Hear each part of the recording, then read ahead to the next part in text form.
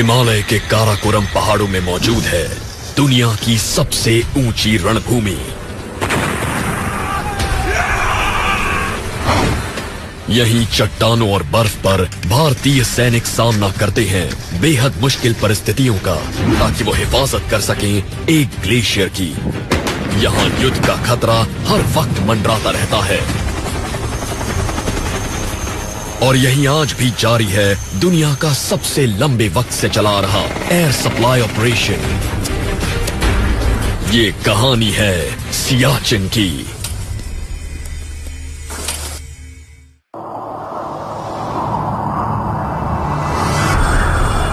लद्दाख, ये बंजर इलाका प्राचीन सिल्क रूट पर एक महत्वपूर्ण मुकाम हुआ करता था।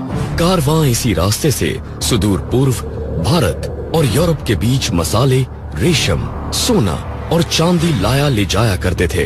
इस ट्रेड रूट के इर्द गिर्द बौद्ध धर्म फला फूला और ये भारत से चीन और सेंट्रल एशिया तक फैल गया।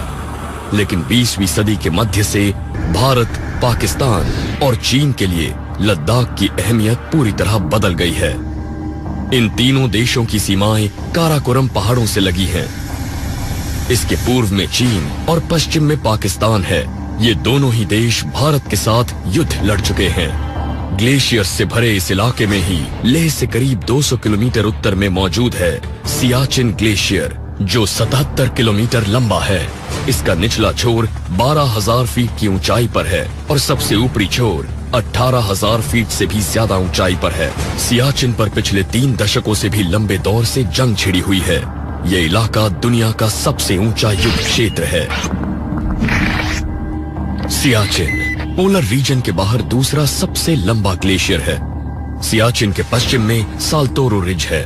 इसके उत्तर में इंदिरा कॉल, जो भारत का सबसे उत्तरी छोर है। उससे आगे और पश्चिम में मौजूद है कश्मीर का वो इलाका जहां है पीओके, पाकिस्तान ऑक्युपाइड कश्मीर। सियाचिन के पूर्व में है काराकोरम पास। भारतीय सेना सियाचिन ग्लेशियर और साल्तोरो रिज पर तैनात है, जो 20,000 फीट से भी ज्यादा ऊंचाई पर है।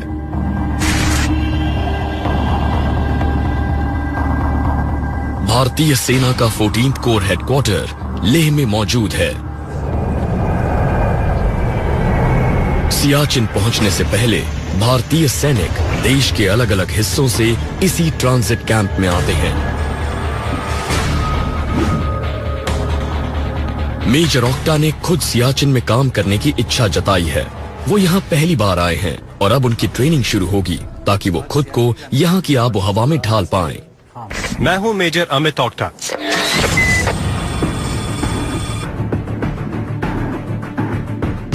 सबसे पहले इनका मेडिकल चेकअप होगा। ग्लेशियर के बेहद बेरहम हालात में काम करने के लिए जबरदस्त फिटनेस चाहिए। मेजर ऑक्टा वहीं अपनी यूनिट को ज्वाइन करेंगे। मैंने खुद सियाचिन जाने का फैसला किया। मेरी यूनिट को इस जगह का शानदार तजुर्बा है, तो मैं भी इस जगह का तजुर्बा लेना चाहता था। खुद इस जगह जाना चाहता था ताकि पता चले कि आखिर वहाँ हालात कैसे हैं।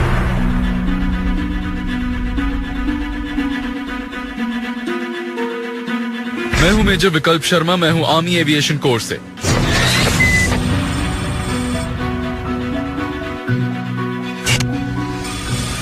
ग्लेशियर पर ऑपरेशंस का काम काफी हद तक आर्मी एविएशन कोर की ऑन एयर सपोर्ट पर निर्भर करता है। ट्रांसपोर्टेशन और जरूरी सामान पहुंचाने के साथ साथ ये कोर सर्च और रेस्क्यू और मेडिकल इवैक्यूएशन जैसे जरूरी काम भी करती है। ग्लेशियर पर ज्यादातर सैनिकों की जान के लिए खतरा कम ऑक्सीजन और बेहद खराब मौसम की वजह से पैदा होता है। मेजर विकल्प शर्मा अपने चीता हेलीकॉप्टर में ग्लेशियर से भी आगे मौजूद एक फॉरवर्ड पोस्ट पर एक इमरजेंसी कैजुअल्टी इवैक्यूएशन के लिए जा रहे हैं। वो यहाँ 1 साल से भी ज्यादा वक्त से उड़ान भर रहे हैं। यहाँ जिंदगियां इन जैसे एविएटर्स पर निर्भर करती हैं। इस इलाके में एविएशन ऑपरेशंस चलाने का मतलब है इन हेलीकॉप्टर्स को यहाँ की खतरनाक ऊंचाइयों और इस बेहद खराब मौसम में इनकी पूरी क्षमता तक उड़ाना। हिंदुस्तान एरोनॉटिक्स लिमिटेड में बने इस चीता हेलीकॉप्टर में कुछ ऐसे बदलाव किए गए हैं जिससे इन्हें इतनी ऊंचाई पर उड़ाया जा सके। इन बदलावों की वजह से ये 1950 किलो तक यानी अपनी लोड कैपेसिटी से करीब करीब 2 गुना वजन उठा लेता है। सियाचिन में इन हेलीकॉप्टर्स को रोज ही इनकी पूरी तकनीकी क्षमताओं तक उड़ाया जाता है। ऊंचाई वाले इलाकों में पायलट्स को हवा के पैटर्न, उसकी रफ्तार में अचानक आए बदलावों और बारिश का सामना करना होता है। उन्हें अतिरिक्त ऑक्सीजन भी चाहिए होती है। कुदरत का मुकाबला करते हुए ये साल्तोरो रिज की तरफ बढ़ते हैं, जो सियाचिन ग्लेशियर की बगल में है। यहाँ खराब मौसम में हवा की रफ्तार 200 किलोमीटर प्रति घंटा तक हो सकती है और यहाँ लैंडिंग के विकल्प भी सीमित हैं। सैनिक अपने घायल साथी के साथ इंतजार कर रहे हैं और हेलीकॉप्टर को मेकशिफ्ट हेलीपैड पर उतारा जाता है। शुक्र है यहाँ मदद समय रहते पहुंच गई है। अपनी कड़ी मेहनत और ट्रेनिंग के जरिए किसी फॉरवर्ड पोस्ट से किसी घायल सैनिक को बचाकर सुरक्षित बेस कैंप पर ले आना, इससे बहुत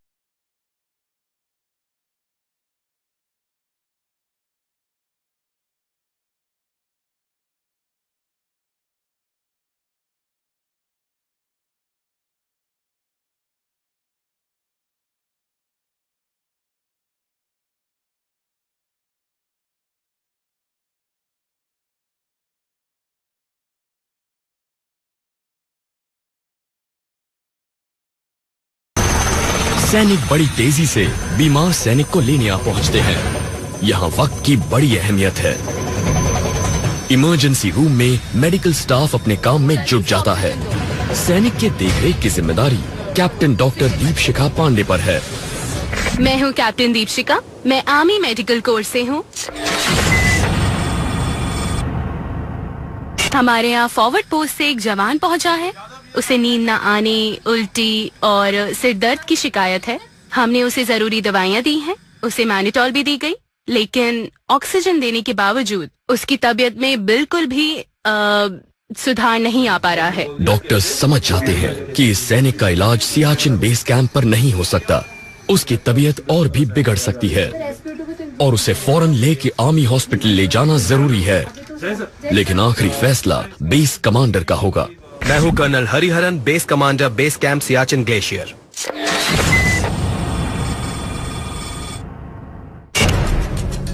कर्नल हरिहरन फौरन इवैक्यूएशन का ऑर्डर देते हैं। शिफ्ट करना होगा, इनका ट्रीटमेंट यहाँ नहीं हो पाएगा। ये फैसला जिंदगी और मौत के बीच का फर्क तय कर सकता है। चीता हेलीकॉप्टर एक बार फिर उड़ान भरता है। इस बार ये ले जा रहा है। सियाचिन में हेलीकॉप्टर हर 7 मिनट में टेक ऑफ करते रहते हैं।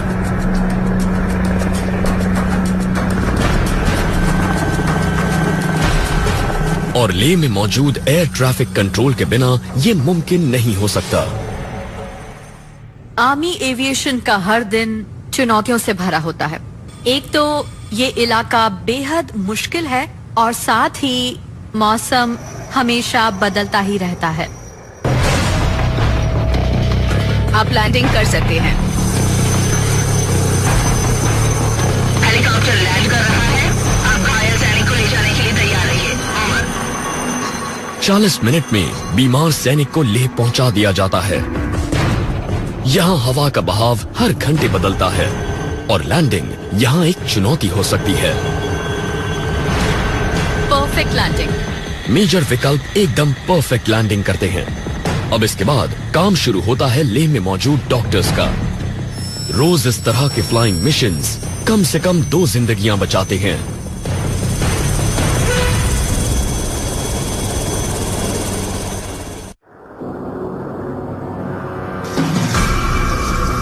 लद्दाख के काराकोरम पहाड़ों में एक ट्रेनिंग ड्रिल चल रही है।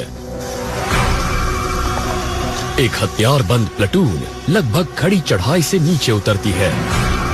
ये सैनिक सियाचिन के लिए ट्रेनिंग कर रहे हैं।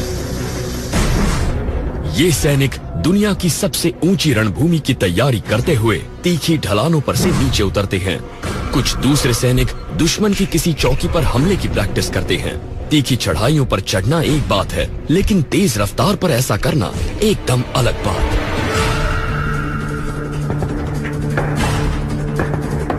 ये सैनिक दुश्मन के रिएक्ट करने से पहले ही एक नकली पोस्ट पर हमला करते हैं। हैंड ग्रेनेड्स फेंके जाते हैं और पोस्ट पर कब्जा कर लिया जाता है।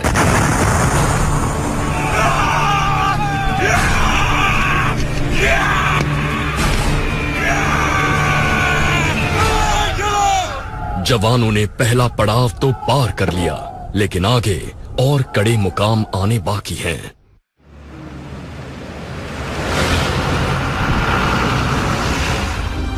ये मेजर ऑक्टा का यहां 7वां दिन है। अब वो लेह के ट्रांजिट कैंप से सियाचिन बेस कैंप के लिए रवाना हो रहे हैं। ये सफर करीब 200 किलोमीटर का है। इनका काफिला उस इकलौती सड़क पर चल रहा है जो सेना की 14 कोर को सियाचिन से जोड़ती है। इनका पहला पड़ाव होगा खारदुंगला। इसकी ऊंचाई 17,000 फीट से भी ज्यादा है और ये दुनिया की सबसे ऊंची सड़क है।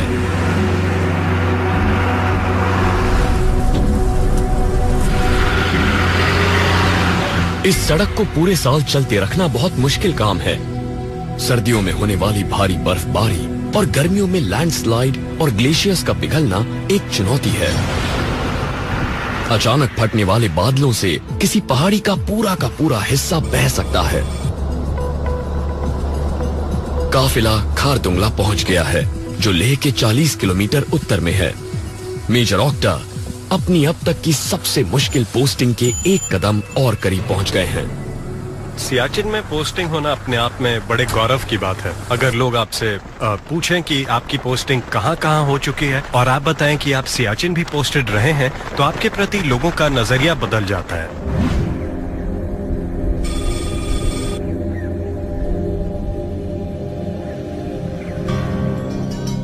एक वक्त था जब ऐसे 2 हम्प वाले बैक्ट्रियन कैमल्स के जरिए चीन और सेंट्रल एशिया के बीच व्यापार होता था और ये लद्दाख की नुब्रा वैली के इस ठंडे रेगिस्तान से गुजरते थे। उत्तर पश्चिम में और आगे तुर्तुक गांव मौजूद है। भारत और पाकिस्तान की सीमा से जरा ही पहले बसे आखिरी भारतीय गांवों में से ये एक है।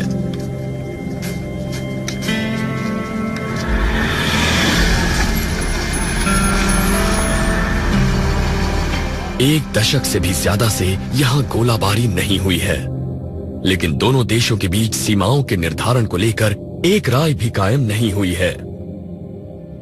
सीमा को लेकर होने वाला विवाद सन 1947 में हुए ब्रिटिश राज के भारत के बंटवारे के समय से ही चला आ रहा है। पाकिस्तान को यह बंटवारा मंजूर नहीं था क्योंकि कश्मीर अब भी भारत के पास था। तो अक्टूबर 1947 में पाकिस्तानी सेना ने भारत पर हमला किया। सन 1949 में युद्ध विराम की घोषणा की गई और कश्मीर के एक बड़े हिस्से पर पाकिस्तान ने कब्जा कर लिया। सन 1972 में शिमला समझौते के जरिए लाइन ऑफ कंट्रोल यानी LOC बनाई गई। ये दोनों देशों के नियंत्रण वाले इलाकों को निर्धारित करती है, लेकिन इसके बावजूद सीमाओं का मुद्दा पूरी तरह सुलझा नहीं। LOC का demarcation geographical grid point NJ 9842 तक हुआ। भारत का कहना है कि LOC NJ 9842 से उत्तर में साल्तोरो रिज के साथ साथ इंदिरा कोल तक और फिर काराकोरम पास के पूर्व से चीन की सीमा तक जाती है। लेकिन पाकिस्तान का कहना है कि LOC NJ 9842 से पूर्व में एक सीधी रेखा में काराकोरम पास तक होते हुए चीन की लाइन ऑफ एक्चुअल कंट्रोल तक जाती है। इस तरह भारत और पाकिस्तान दोनों ही सियाचिन पर अपना दावा जताते हैं। ग्लेशियर से ऊपर साल्तोरो माउंटेन रेंज में मौजूद रिज एक कुदरती सीमा बनी हुई है और इसी पर से भारतीय सैनिक सियाचिन पर अपना नियंत्रण बनाए रखते हैं। सच कहें तो साल्तोरो रिज पर नियंत्रण का मतलब है पूरे सियाचिन ग्लेशियर, पूरी नुब्रा वैली और कुछ हद तक दक्षिण के कुछ इलाकों पर भारत का नियंत्रण। ये करीब 1000 वर्ग किलोमीटर के रणनीति के हिसाब से बेहद ही महत्वपूर्ण इलाका है। मेजर ऑक्टा लेह से सियाचिन के अपने सफर के अंतिम दौर में पहुंच चुके हैं।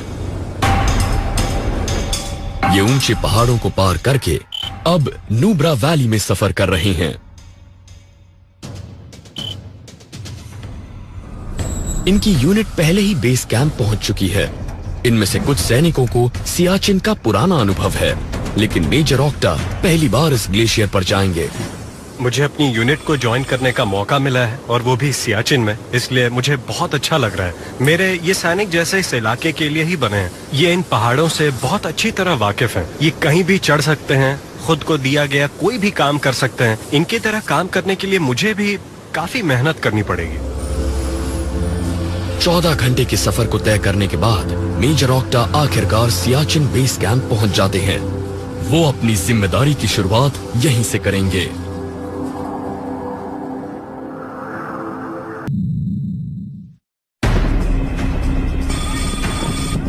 काराकोरम पहाड़ों की गोद में सियाचिन के शुरुआती इलाके में एक आर्टिलरी बटालियन ड्रिल की तैयारी में जुटी है। भारी तोपें सियाचिन में सेना की ताकत को कई गुना बढ़ा देती हैं। ये बर्फ से ढकी चोटियों पर गोलाबारी करती हैं, जहां से दुश्मन हमला कर सकता है। इससे एवलांच होने लगते हैं, जिसमें दुश्मन को काफी नुकसान पहुंचता है। यहाँ हवा की रफ्तार तेज है और हमेशा बदलती रहती है। इससे शेल का फ्लाइट पाथ बदल सकता है। तो टारगेट पर निशाना लगाने के लिए सही कैलकुलेशन और सटीक फायरिंग की जरूरत होती है। यहाँ टारगेट ज्यादातर बेहद नुकीली चोटियों पर होते हैं, इसलिए टारगेट पर गोला बारूद का असर भी सीमित रहता है। ऐसे में टारगेट को तबाह करने के लिए कहीं ज्यादा एम्यूनेशन की जरूरत पड़ती है। भारी बोफोर्स गन्स और दूसरी आर्टिलरी गन्स रोजाना गोलीबारी करके इन चोटियों के दूसरी ओर मौजूद दुश्मन को दहलाती रहती हैं। 20वीं सदी के शुरुआती दौर में कई ब्रिटिश और अमेरिकी खोजी सियाचिन ग्लेशियर वाले इलाके में गए थे। इसका नाम इसकी शुरुआत वाली जगह उगने वाले जंगली सिया रोजेस के नाम पर पड़ा, पर इस बात को भुला दिया गया। दशकों बाद ये दुनिया की सबसे ऊंची रणभूमि बन गई।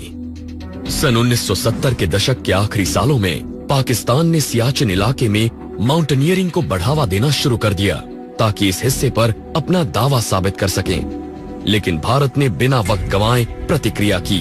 जून 1978 में एक बेहद जाने माने माउंटेनियर कर्नल नरेंद्र कुमार के नेतृत्व में पहला भारतीय अभियान दल सियाचिन ग्लेशियर का सर्वे करने गया। ये एक सीक्रेट मिशन था। जब हम इस अभियान पर गए तो हम अपने साथ हथियार ले गए थे, लेकिन हम इन्हें ग्लेशियर तक नहीं ले गए। हमने बस इन्हें बेस कैंप में सुरक्षा के लिए रखा था। जहां भी हम गए, ऊपर एक पाकिस्तानी हेलीकॉप्टर मंडराता रहता था और रंगीन धुआं छोड़कर हमें आगाह करता रहता था कि उसे हमारी मौजूदगी का पता है। इस अभियान के लिए सैनिकों का चुनाव लद्दाख से किया गया। वो इस इलाके से तो वाकिफ थे, लेकिन उनके पास आधुनिक उपकरण नहीं थे। उन्हें हर कदम पर चुनौतियां झेलनी पड़ी।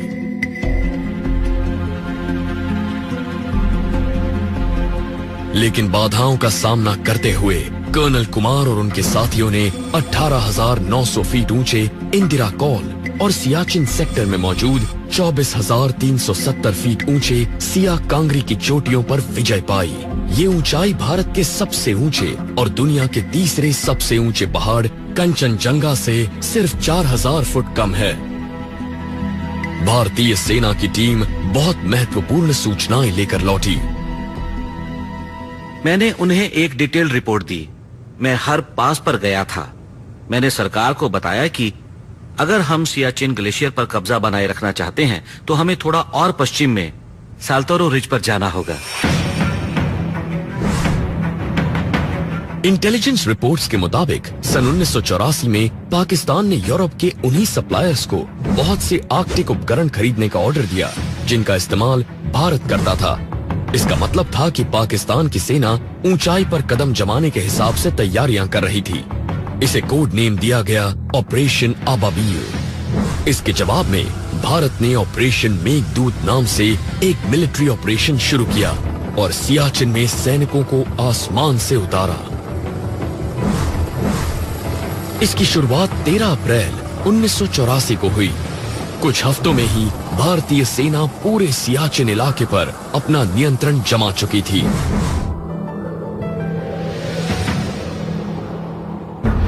इसके बाद गोलाबारी शुरू हुई और तोपें 19 साल तक गरजती रही। पाकिस्तान ने 21,000 फीट ऊंची कैद पोस्ट पर कब्जा कर लिया था। इस महत्वपूर्ण चौकी पर भारत अब तक नियंत्रण नहीं कर पाया था।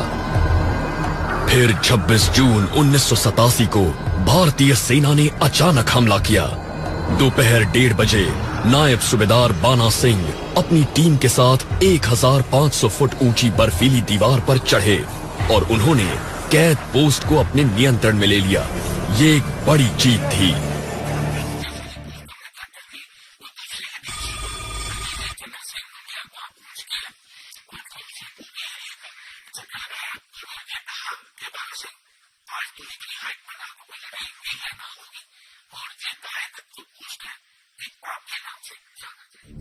कैप्टन बाना सिंह को उनके अभूतपूर्व शौर्य के लिए भारत के सर्वोच्च सैन्य सम्मान परमवीर चक्र से नवाजा गया। 19 साल तक चली भीषण गोलाबारी के बाद सन 2003 में भारत और पाकिस्तान के बीच युद्ध विराम की घोषणा हुई, लेकिन ऑपरेशन मेघदूत के तहत भारतीय सैनिक अब भी फॉरवर्ड पोस्ट्स और बेहद ऊंचाई वाले इलाकों में तैनात हैं ताकि सियाचिन पर देश का नियंत्रण बना रहे।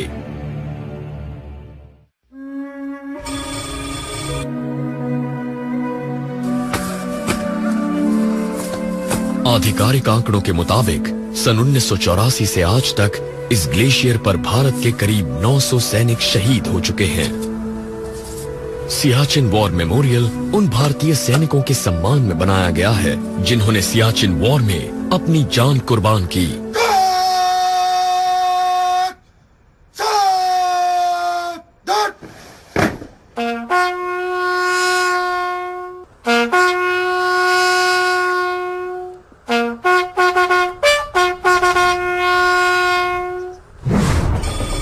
सियाचिन बेस कैंप इस ग्लेशियर के आखिरी छोर से 2 किलोमीटर दूर है। यहाँ तो जैसे एक पूरा शहर बसा है। यहाँ 10,000 से ज्यादा सैनिक मौजूद रहते हैं ताकि ग्लेशियर पर चलने वाले मिलिट्री ऑपरेशंस में मदद दे सकें। भारत को सियाचिन में सैनिकों की तैनाती पर रोजाना 5 करोड़ रुपए खर्च करने पड़ते हैं। इस जगह की जिम्मेदारी बेस कमांडर कर्नल हरिहरन पर है। बेस कमांडर ग्लेशियर के तमाम ऑपरेशनल और लॉजिस्टिक सपोर्ट के लिए जिम्मेदार होता है। हर साल करीब 6,000 टन जरूरत की चीजें ग्लेशियर तक पहुंचाई जाती है। इस सामान के बिना वहां जिंदा रहना नामुमकिन है। मुझ पर एयर मेंटेनेंस ऑपरेशंस की भी जिम्मेदारी है, जो कि देश में अपनी तरह का सबसे बड़ा ऑपरेशन है।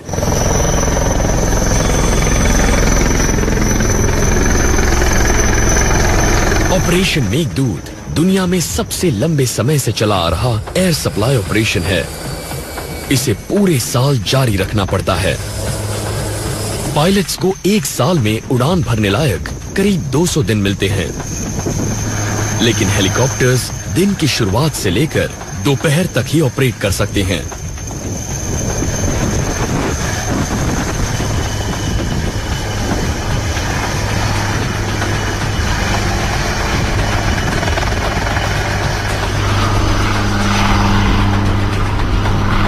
एडवांस्ड लाइट हेलीकॉप्टर ध्रुव अकेला ऐसा हेलीकॉप्टर है जो सियाचिन की सबसे दूर मौजूद आर्मी पोस्ट पर भी लैंड कर सकता है।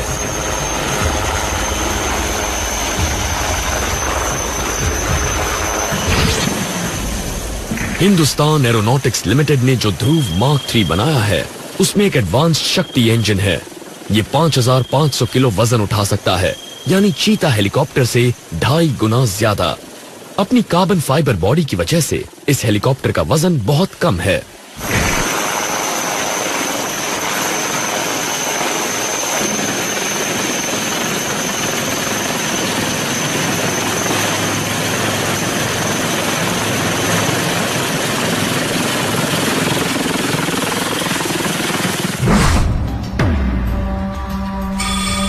सियाचिन ग्लेशियर कैंप एक्लिमेटाइजेशन का दूसरा पड़ाव है। इसके बाद ही सैनिकों को ज्यादा ऊंचाई वाली फॉरवर्ड पोस्ट पर तैनात किया जाता है। ये उन तमाम उपकरणों और साजो सामान के साथ ट्रेनिंग लेते हैं जिनकी जरूरत इन्हें मिशन के दौरान पड़ेगी। मेजर ऑक्टा की सुबह की शुरुआत होती है दौड़ने से। इस ऊंचाई पर दिल तेजी से धड़कता है, जबकि शरीर सुस्त पड़ने लगता है। रोज दौड़ने से फेफड़े खुद को कम ऑक्सीजन के मुताबिक ढाल लेते हैं। यहाँ पर ऑक्सीजन भी कम है और टेम्परेचर भी, यहाँ ह्यूमिडिटी भी कम है, इसलिए जवानों को इतनी ज्यादा दिक्कतें होती हैं।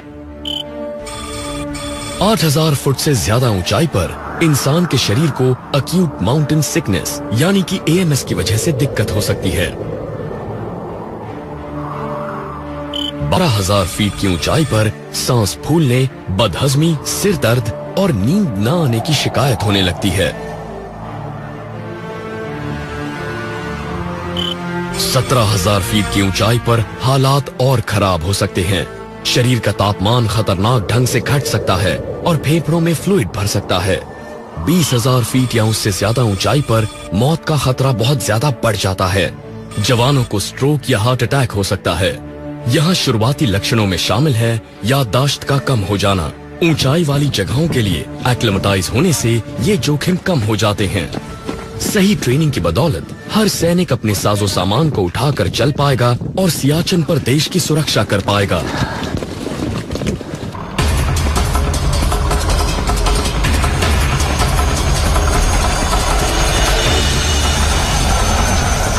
एक स्पेशल फोर्सेस स्नाइपर संभावित खतरों पर नजर रखे हुए है। यही पास में स्पेशल फोर्सेस की एक और यूनिट एक हेलीकॉप्टर से नीचे उतर रही है। सियाचिन बेस कैंप के आसपास वाला इलाका भारतीय सेना के बेहद खास फोर्सेस के लिए एक बेहतरीन ट्रेनिंग ग्राउंड है। यहाँ कमांडो कुछ खास ऑपरेशंस के लिए ट्रेनिंग लेते हैं जो दुश्मन के इलाकों में भी काम आ सकती है। इतनी ऊंचाई पर रेस्क्यू ऑपरेशंस के लिए भी काफी प्रैक्टिस की जाती है। सियाचिन बैटल स्कूल दुनिया में सबसे ज्यादा ऊंचाई पर मौजूद परमानेंट मिलिट्री ट्रेनिंग फैसिलिटी है। इतनी ऊंचाई पर दुनिया का और कोई आर्मी ट्रेनिंग स्कूल मौजूद नहीं है। खासकर सियाचिन के इस हिस्से में तो मुश्किलें और भी ज्यादा हैं।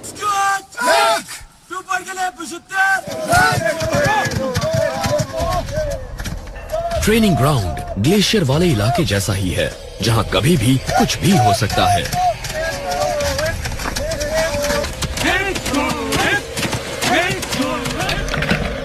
सैनिक बर्फ की सीधी खड़ी दीवारों पर चढ़कर पहली बार क्रैम्पॉन्स का इस्तेमाल करना सीख रहे हैं।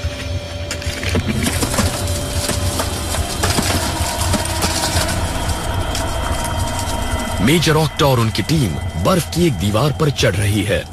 ये ट्रेनिंग सिर्फ ग्लेशियर पर ही फोकस्ड है। बर्फ की दीवार पर चढ़ना, खासकर 4 पॉइंट वाली तकनीक, इस ट्रेनिंग का सबसे मुश्किल हिस्सा है। ये बाकी सब चीजों से कहीं ज्यादा मुश्किल है। यहाँ जरूरत पड़ती है खास तरह के स्नो गियर की। ग्लेशियर पर तैनात हर सैनिक को दी जाने वाली पोशाक की कीमत 55,000 रुपए से ज्यादा होती है। यह है विंड शीटर और वाटरप्रूफ ट्राउजर का एक सेट, जिसे ऊंचाई पर तेज और ठंडी हवाओं का सामना करने के लिए डिजाइन किया गया है। और ये है ग्लेशियर पर पहने जाने वाले वाटर और स्नो रेजिस्टेंट बूट्स। बेहद ठंड में ये पैडेड ग्लव्स फ्रॉस्ट बाइट से बचाते हैं। स्नो गॉगल्स स्नो ब्लाइंडनेस नहीं होने देते।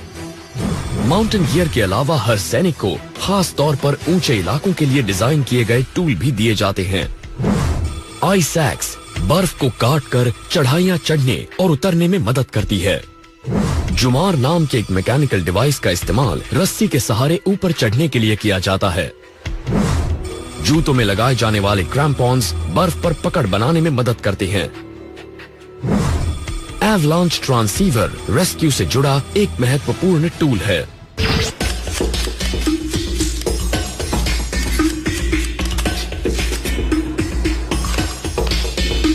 सेना की अलग अलग रेजिमेंट्स बारी बारी से बेस कैंप को चलाने की जिम्मेदारी लेती हैं।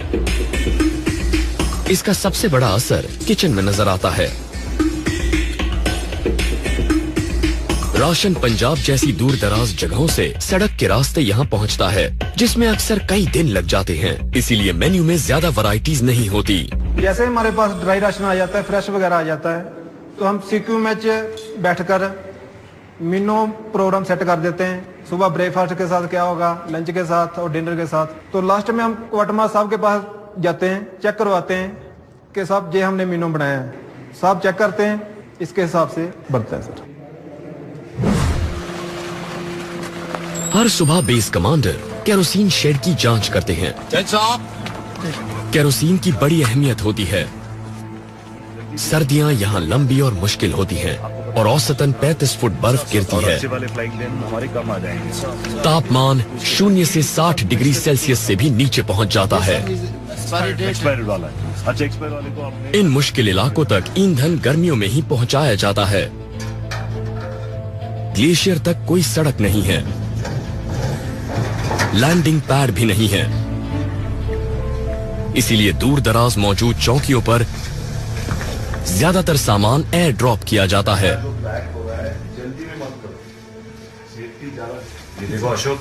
सामान सही सलामत लैंड करे, इसके लिए पैराशूट्स को ठीक से काम करना जरूरी है। पैराशूट पैक करने वाले एक सेंटर में एक टीम आखिरी चेकिंग कर रही है। इसके बाद ही जरूरी सामान को हेलीकॉप्टर्स में लोड किया जाएगा। इसके बाद इस सामान को ग्लेशियर और उससे आगे तैनात सैनिकों तक पहुंचाने की जिम्मेदारी पायलट्स की होती है। अभी हम एक एयर मेंटेनेंस सॉर्टी के लिए टेक ऑफ करने वाले हैं। इस वक्त मौसम साफ है और हम इसका फायदा उठाकर आने वाली जबरदस्त सर्दी के लिए जरूरी सामान फॉरवर्ड पोस्ट तक पहुंचाने की कोशिश करेंगे। यहाँ ऑपरेशन मौसम पर निर्भर करते हैं। अचानक किसी बर्फीले तूफान के आने या तेज हवा चलने से फ्लाइट रोकनी पड़ती है। भारी सामान को इंडियन एयरफोर्स के मी-17 हेलीकॉप्टर से लाया जाता है, जो रूस में बना है।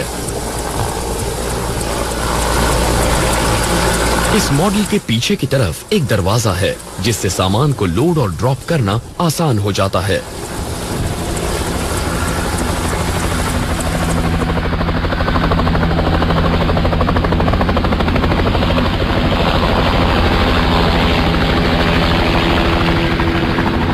सामान को गिराए जाने के बाद उसे फौरन इकट्ठा करना होता है, वरना वो बर्फ में गुम हो सकता है।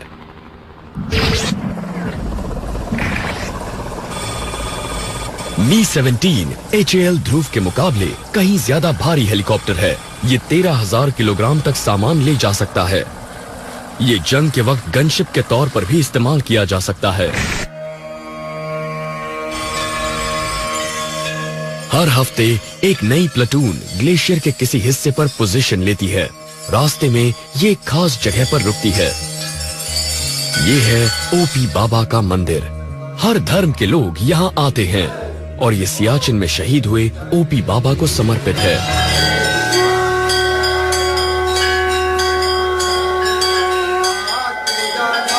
परंपरा के मुताबिक हर प्लेटून अपने आने और जाने से पहले यहाँ आती है।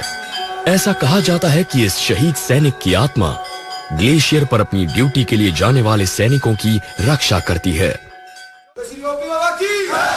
जब भी सैनिकों की तैनाती नॉर्दर्न ग्लेशियर पर होती है तो वो बेस कैंप से निकलने के पहले एक सेरेमनी करते हैं। हम यहाँ सुबह सुबह आते हैं और उसके बाद एक मंदिर परेड होती है। सैनिक बर्फीले उत्तरी इलाके की ओर रवाना होने से पहले यहाँ खाना खाने के लिए इकट्ठा होते हैं। अब इन्हें 3 महीने बाद ही ऐसा खाना नसीब होगा, जब ये ग्लेशियर से लौटेंगे। ग्लेशियर वाली पोस्ट पर सैनिक रेडी टू ईट फूड के सहारे ही जिंदा रहते हैं। बहुत ज्यादा ठंड और ऊंचाई पर डाइजेस्टिव सिस्टम धीमा हो जाता है। मिठाई खाने के बाद फेयरवेल फोटोज की बारी आती है और फिर जाने का वक्त आ जाता है।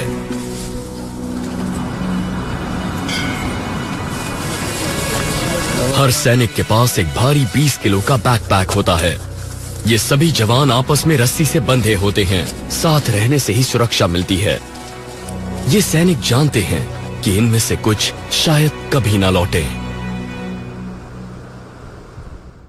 अच्छे मौसम का नजारा, right hand round the wicket. Siachen के बेस कैंप में तैनात सैनिक काम के साथ साथ खेलते भी हैं। इनके हौसले और स्वस्थ रहने के लिए ऐसे ब्रेक जरूरी हैं। जल्दी ही ये अपनी जिंदगी की सबसे मुश्किल पोस्टिंग पर होंगे।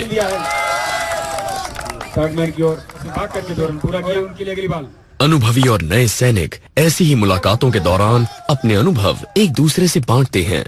फिर से खेल दिया है, वापस बाल को सीमा रेखा से बाहर। जब भी कोई सैनिक ग्लेशियर से लौटता है तो अपने अनुभव को यूनिट के साथ बांटता है और यूनिट ग्लेशियर पर रोटेशन करती रहती है। तो जब भी कोई सैनिक नीचे आता है वो अपने विचार, अपनी डेली रूटीन, अपने अनुभव, अपने वीडियो और फोटोग्राफ शेयर करता है और फिर हम सबको ये चीजें दिखाई जाती हैं। मेजर ऑक्टाई ग्लेशियर आउटपोस्ट से आई वीडियोस देख रहे हैं। इनसे उन्हें ये समझने में मदद मिलेगी कि ग्लेशियर पर अपने पहले असाइनमेंट के दौरान उन्हें कैसी परिस्थितियों का सामना करना होगा। भारतीय सेना 3 दशक से भी ज्यादा से सियाचिन में मौजूद है। ग्लेशियर से जुड़े ऑपरेशंस में इन्होंने जबरदस्त अनुभव हासिल किया है, जो दुनिया में और किसी भी सेना के पास नहीं है। फॉरवर्ड पोस्ट से फिल्म्स और फोटोग्राफ्स नियमित रूप से बेस कैंप पहुंचते रहते हैं। बेहद कठिन परिस्थितियों में कैसे जिंदा रहा जाए, जिंदा रहने के लिए ये सारी चीजें बहुत जरूरी हैं। सियाचिन बेस कैंप में अलविदा कहने और दोबारा मिलने का सिलसिला बराबर चलता रहता है। सियाचिन से लौटने वाले सैनिक 3 महीने के बाद ही इंसानी बस्ती को देख पाते हैं। सैनिकों के लिए ये जिंदगी भर याद रहने वाला अनुभव होता है। बेस कैंप से निकलते वक्त जवान सेहतमंद होते हैं, उनका रंग अच्छा होता है, वो बहुत फिट होते हैं और मैं हर बार उम्मीद करता हूँ कि वो ग्लेशियर से लौटते वक्त भी वैसे ही हूँ, लेकिन लौटने पर उनका रंग दबा हुआ होता है, हाल बदहाल होते हैं, वजन भी घट जाता है। ये बात हर बार मुझे बहुत इमोशनल कर देती है। शाम को बॉनफायर जलाकर बेस कैंप पर लौटने वाले सैनिकों का स्वागत किया जाता है।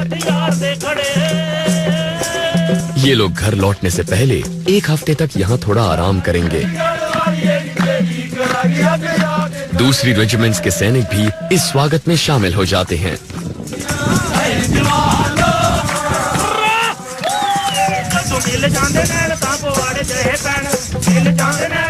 दोस्ती का ये आलम देखते ही बनता है। कुछ रिश्ते तो जिंदगी भर के लिए बन जाते हैं।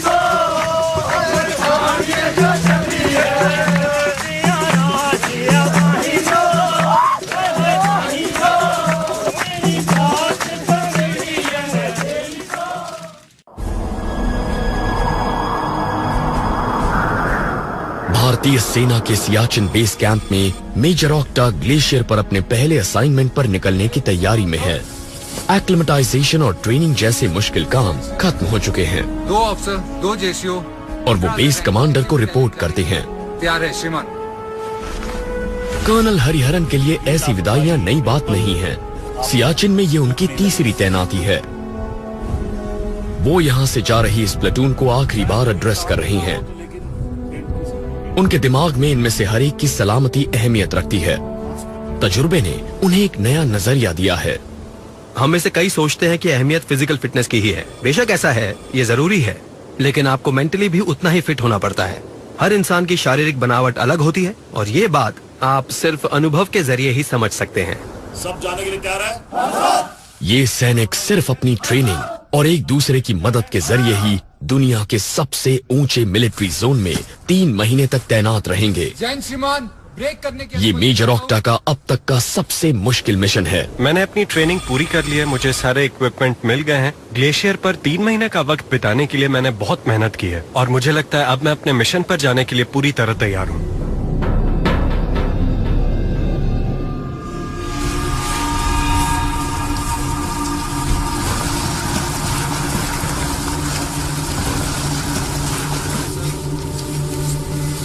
हर प्लेटून को अपनी पोस्ट तक पैदल जाना होता है। इससे सैनिकों को एक्लिमेटाइज होने में मदद मिलती है। वो 12,000 फुट ऊंचे बेस कैंप से 21,000 फुट ऊंची फॉरवर्ड पोजीशंस तक की चढ़ाई करते हैं। सभी चौकियां ग्लेशियर पर नहीं होती। इनमें से कुछ ग्लेशियर से ऊपर वाले पहाड़ों साल्तोरो रिज पर भी होती हैं।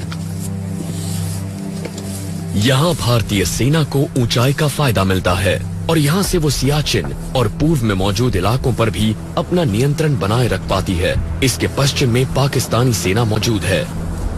ये पतझड़ का शुरुआती दौर है। ग्लेशियर का ये हिस्सा अभी पूरी तरह जमा नहीं है। एहतियात बरतते हुए ये सैनिक रस्सी से आपस में बंधे रहते हैं। अब ये ग्लेशियर की पहली बड़ी दरार तक पहुंच गए हैं। एक गलत कदम भी जानलेवा हो सकता है।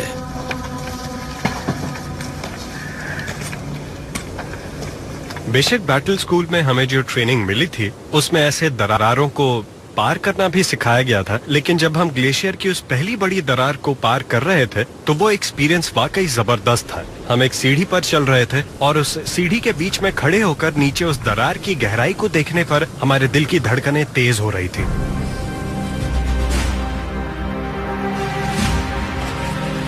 ये इलाका बहुत मुश्किल है और यहाँ हालात हमेशा बदलते रहते हैं। आइस कवर धूप में पिघलते हैं और सूरज ढलने पर दोबारा जम जाते हैं। सियाचिन में भारत ने युद्ध के मुकाबले कठिन हालात और खराब मौसम की वजह से कहीं ज्यादा सैनिक खोए हैं। ये जोखिम भरे इलाके में एक मुश्किल ट्रैक है। कम ऑक्सीजन वाले इस माहौल में सांस लेना मुश्किल है और शरीर जल्दी ही थक जाता है। इसलिए बार बार रुकना जरूरी है।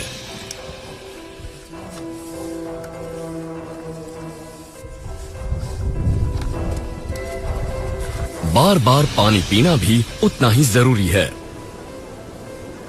अपनी टीम के साथ आगे बढ़ते हुए मुझे लगातार ये चेक करना पड़ता है कि मेरे सैनिक ठीक ठाक तो हैं और वो एक साथ आगे बढ़ रहे हैं। जब हम दरारें पार करते हैं, चट्टान पर चढ़ते हैं या मोरेन्स का सामना करते हैं तो सबको रस्सी से बंधे रहना और एक दूसरे की मदद करना जरूरी होता है।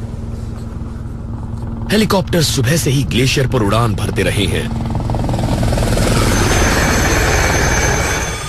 बेस कैंप में आज का दिन काफी व्यस्त है।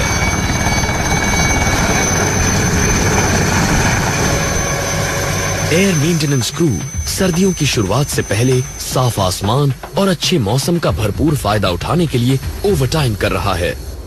हम में से ज्यादातर आर्मी एविएटर्स जमीन पर अपनी ड्यूटी निभाने के बाद फ्लाइंग ड्यूटी के लिए वॉलंटियर करते हैं। मैं फिलहाल जहां जा रहा हूं उस पोस्ट पर पहले भी काम कर चुका हूं, इसलिए जानता हूं कि वहां जवानों को क्या कुछ झेलना पड़ता है। मुझे मालूम है कि किसी सैनिक के लिए जरूरी सामान मिलने या घर से आई चिट्ठी की कितनी अहमियत होती है।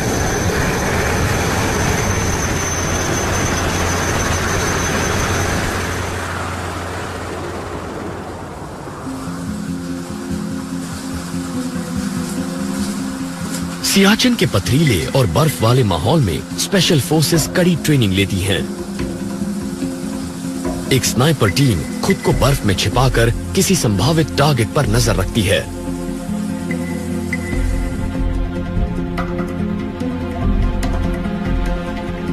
इन्हें बिना रिलीफ या रिप्लेनिशमेंट के 96 घंटे तक अपने पोजीशन पर बने रहने की ट्रेनिंग दी जाती है।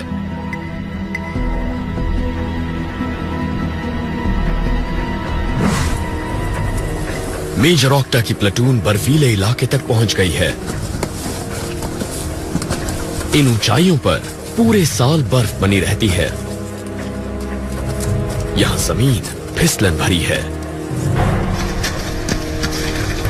अब ये सैनिक 15,200 फीट की ऊंचाई पर हैं। इन्हें अपने बैकपैक ज्यादा भारी लग रहे हैं। आगे खड़ी चढ़ाई है और इनकी सांसें तेज होने लगी हैं। यहां से आगे सारी चढ़ाई बर्फ पर ही होगी।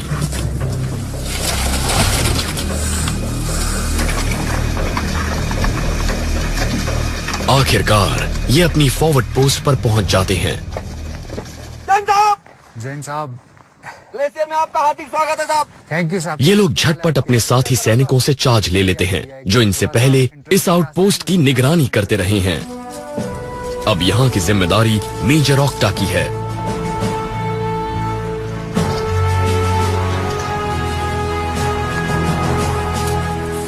वो अपने घर से बहुत दूर हैं। आने वाले दिनों और हफ्तों में उनका और उनके साथियों का कड़ा इम्तिहान होगा। अपने से पहले यहाँ आए अनेक वीरों की तरह इन्होंने भी खुद यहाँ की पोस्टिंग को चुना है। कई हफ्तों की एक्लिमेटाइजेशन और महीनों की ट्रेनिंग के बाद मैं और मेरे सैनिक आखिरकार अपनी पोस्ट पर पहुंच ही गए हैं। अगले 3 महीनों तक अब ये ग्लेशियर ही हमारा घर होगा। यानी ये ग्लेशियर पूरी तरह सुरक्षित है।